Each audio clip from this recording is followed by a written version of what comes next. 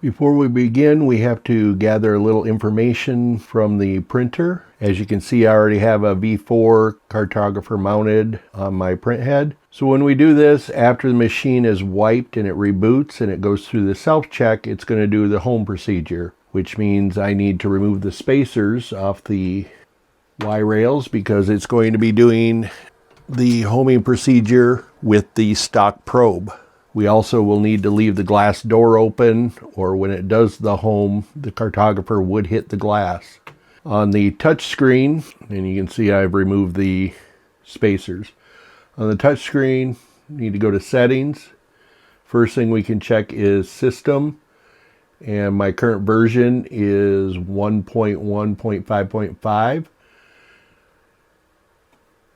We go to network.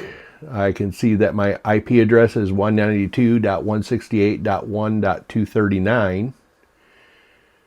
We go to general, we have to go down to root account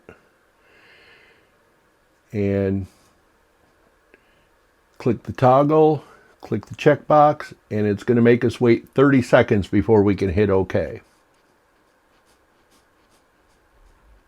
Hit OK.